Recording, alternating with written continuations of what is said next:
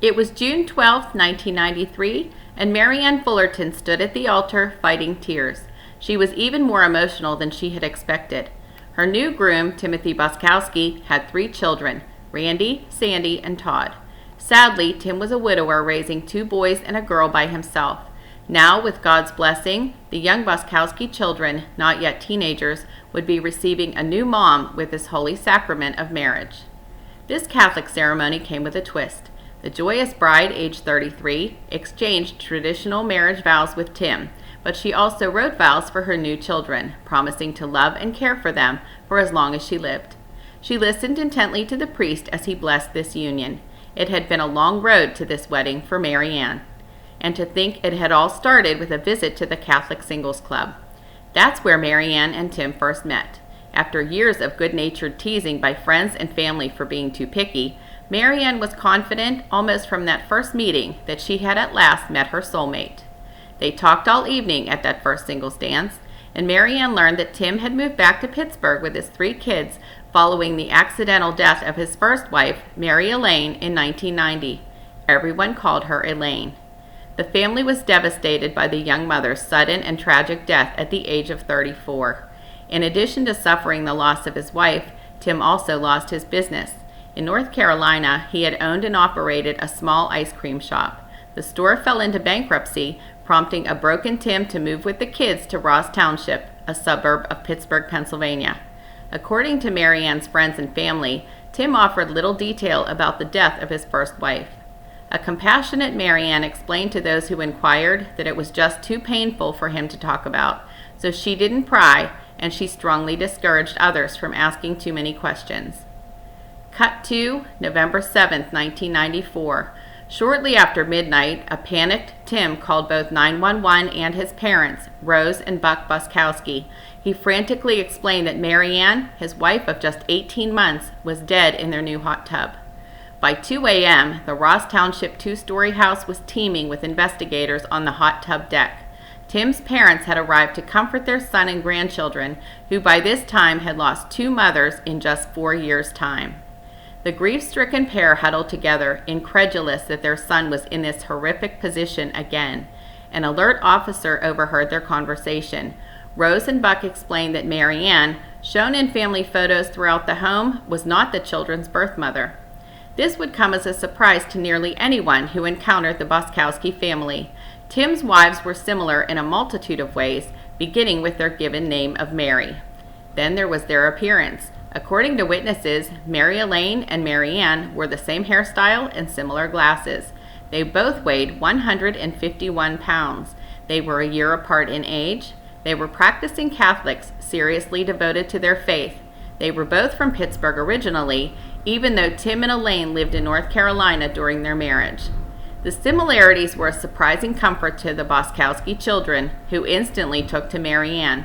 Randy, the oldest of the siblings, confirmed that Maryann looked just like their birth mother and fit seamlessly into their broken family after Elaine's passing. When asked how Tim's first wife Elaine had died, Tim's parents reluctantly revealed that she too had passed in a tragic accident. She had drowned in a bathtub. As you might guess, things were not looking good for Tim. When the now suspicious detectives learned about Elaine's death in Greensboro, North Carolina, they pulled the file on the case. The investigation appeared thorough. On November 4, 1990, EMTs and police arrived on the scene of a reported drowning. Elaine Pager Boczkowski appeared to have drowned in her bathtub. However, when rookie officer Brenda Vance studied the scene, she was immediately confused. Nothing appeared to be wet, but she kept an open mind while colleagues questioned Tim about the chronology of the evening. He explained that it had been a normal night. He and Elaine had a few drinks at a church social, and later they had a minor argument, which he claimed was not uncommon. Usually their disagreements were about routine things with the kids. Then Elaine went upstairs to take a bath, and Tim went to bed. A short time later, their 6-year-old daughter Sandy woke Tim to say she had heard a loud thud coming from the bathroom. She could hear the water running. Tim called to Elaine but received no reply from the locked room. He said he used a screwdriver to breach the door and found Elaine unconscious in the bathtub. Later, when questioned, Sandy recalled that either her brother or her father called 911, and she, Randy, and Todd went to a neighbor's house. They were ringing the doorbell when first responders arrived on the scene. Sadly, they were unable to revive Elaine. When asked how she had learned of her mother's death, Sandy explained that Tim informed the children that he and Elaine were planning to divorce, but, quote, they weren't now because she died. Rookie Vance was almost consumed with the inconsistencies in the investigation of Elaine's death. For one thing, Tim wasn't wet at all. There were no wet towels, there were no puddles on the bathroom floor, and even stranger, both the tub and the tracks that secured the shower door were completely dry. There wasn't a droplet of liquid in sight.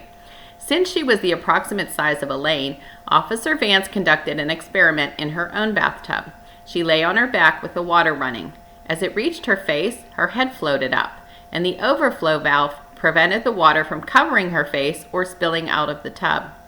Forensic investigators could not find sufficient evidence to support a theory of foul play. They noted that Tim possessed a flat affect as he explained his actions. There was a puddle of vomit on the floor where Elaine had thrown up. There were 3 striations across her upper abdomen, which matched Tim's story that he had draped her over the track when he pulled her from the water. However, the autopsy revealed there was no water in Elaine's lungs, and she had no alcohol in her system, despite that her husband said she had been drinking earlier in the day. But that was all they had. Medical examiner Deborah Radish, who at the time had more than 20 years' experience in forensic investigation, had significant suspicions that Elaine's death was no accident. But she had no proof of foul play for the district attorney to present to a grand jury. So with a nagging doubt, she was forced to rule the death of Mary Elaine Boczkowski undetermined. On a frosty fall morning, Ross Township Police Officer William Barrett was one of the first responders to Tim and Maryann's suburban home. After being pulled from the roiling hot tub, Maryann was checked for vitals and raced to the hospital. But, like Elaine, she was unable to be revived. She died in the early morning of November 7, 1994, nearly 4 years to the day of Elaine's untimely passing. Back at the house, Barrett overheard a conversation between Tim and his mother in the kitchen. Tim told Rose that, quote, I hope this doesn't get put on me. He added that things had been tenuous between himself and Maryann earlier in the evening, but said they had made up in the hot tub. Friends and family members would later dispute Tim's claims that he and Maryann's relationship was on solid footing. The newlyweds had recently taken a cruise vacation together, but according to Maryann, it had not helped their 18-month-long marriage. She had told her aunt, Ruth Schumann, that if things did not improve, she was leaving Tim and taking the kids with her. A sticking point for Maryann was having more children. She had always dreamed of motherhood and wanted to experience childbirth for herself, but Tim shut down the conversation each time she brought it up. Additionally, Tim was constantly criticizing what he believed to be Maryann's excessive drinking. She was adamant that she did not have a drinking problem, and she was humiliated when Tim announced that he had scheduled an intervention for her. For weeks, he had been telling friends, family, their pastor, and even parishioners at their church that Maryann was a full-blown alcoholic. The intervention was to have taken place on November 9th, 2 days later. When Ross Township Lieutenant Gary Waters learned that Tim Boczkowski had lost 2 wives in accidents, he deemed him the unluckiest guy in the world. He was being facetious. The seasoned detective was dubious of Tim's story at best. His suspicions were further heightened when he spied an unusual item on the deck of the hot tub. It was a CPR mouthpiece, a plastic breathing apparatus used in CPR to prevent mouth-to-mouth contact between strangers. Tim explained that he had used the device on Maryann during his attempt at CPR. Waters found this very strange. Who has something like that just lying around?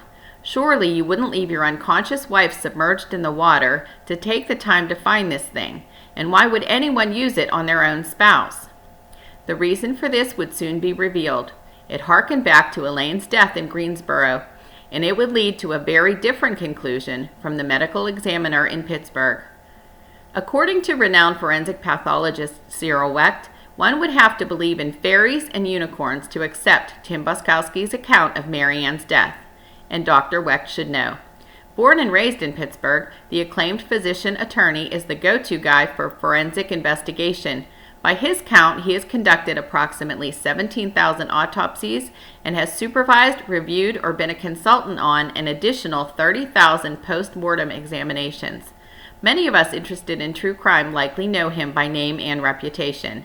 Among the high-profile criminal cases on which he has worked are the assassinations of both President John and Senator Robert Kennedy, the death of Elvis Presley, the trials of Dr. Jeffrey McDonald and O.J. Simpson, and the mysterious deaths of JonBenet Ramsey and Lacey Peterson, among scores of others. Dr. Weck's findings were that Tim Boczkowski staged a drowning. He explained that Maryann died from asphyxia due to compression of the neck. In simple terms, she was strangled, evidenced by the hemorrhages to her neck's strap muscles. He counted 53 bruises on Maryann's body, as well as injuries to her lips and gums.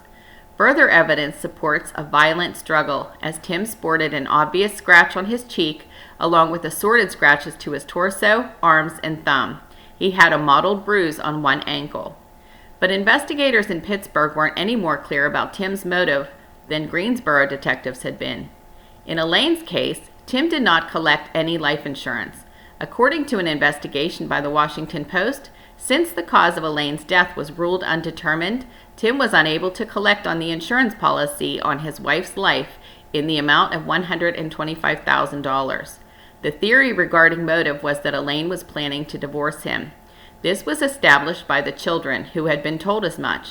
In fact, according to Tim's defense attorney, James Herb, Tim and Elaine had separated shortly before her death due to a stagnation of their marriage.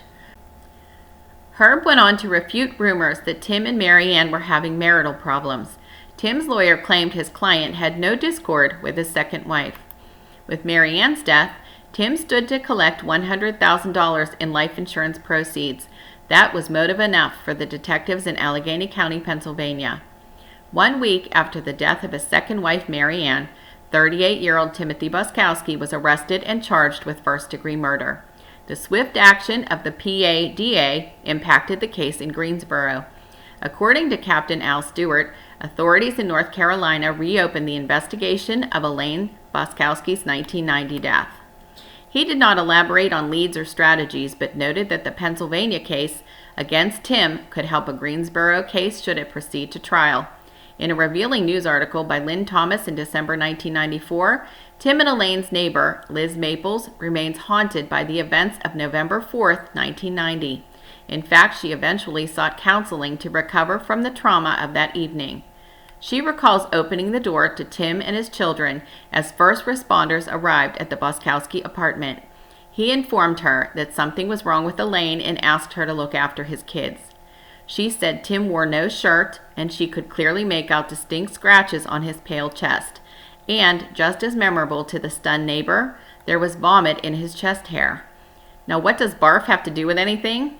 Well, remember that odd plastic mouthpiece device next to the hot tub that stymied the Pittsburgh cops? They ultimately concluded that Tim, recalling how wife number one had vomited when he draped her over the bathtub, did not want to risk ingesting said vomitus while performing CPR on wife number two. Whether his CPR efforts were genuine or simply a big show for his kids, neighbors, or anyone who might rush to offer aid remains to be seen, but that theory makes total sense. And that plastic breathing apparatus, along with Tim's lies, was likely his undoing. Before we continue, let me first apologize for not referring to Elaine and Maryann by name here. This case is a little confusing given all the similarities, so I hope you'll just hang in there with me as we near the resulting trials and recent updates. For the record, the trials were long, convoluted, and would take hours to adequately document in a video, so I'm going to give you the Reader's Digest version. In the December 1994 article by Lynn Thomas, the writer references additional information obtained from the reopened North Carolina investigation. Greensboro police remained mum about new evidence, but confirmed that it helped to convince Dr. John Butts to take a second look in his capacity as the state medical examiner. Butts explained that Elaine's body was forced into the tracks along the edge of the bathtub, rendering her unable to breathe. He reviewed the 1990 autopsy, which showed Elaine's lungs had contained vomit but no alcohol. She had bruises on her body and head, several cracked ribs, and angry red lines across her chest and abdomen. He recounts that witness statements indicate that Tim was inside the bathroom with Elaine, who was alive and, quote, making noises. Additional witness statements include comments by neighbor Liz, who described Elaine as horribly unhappy in her marriage and desperate to leave. She made a plan to get a secretarial position and saved up enough money to separate from her husband. She intended to make a new life with her kids. Then there were disturbing comments made by the younger son, Todd, then 5 years old. On the night Elaine had supposedly drowned, he told Elaine's close friend Liz that he didn't think his mom was going to be all right, and he said he saw his dad holding her head under the water in the bathtub. This is even more mysterious given that rookie cop Vance said she saw no evidence of any water whatsoever in the tub or the Boczkowski bathroom for that matter. So what Todd may have seen or said only served to muddy the waters, so to speak. In the end, Elaine was determined to have died almost exactly like Maryann. The coroner changed her cause of death from undetermined to compression of the chest, homicide by asphyxiation. Timothy Boczkowski was tried in North Carolina, and in 1996 he was convicted of first-degree murder and sentenced to life in prison for the strangulation death of Elaine Boczkowski. In May 1999, the Commonwealth of Pennsylvania, despite pleas from the Boczkowski children who believed in their father's innocence, sentenced Tim to death for the murder of Maryann. The death sentence was overturned in 2004, and Tim was given a second life sentence. In 2007, his request for a new trial was denied, but in a crazy turn of events, Timothy Boczkowski, nicknamed American Bluebeard by the media, was granted parole in North Carolina on December 13, 2018. However, his life sentence in Pennsylvania still stands.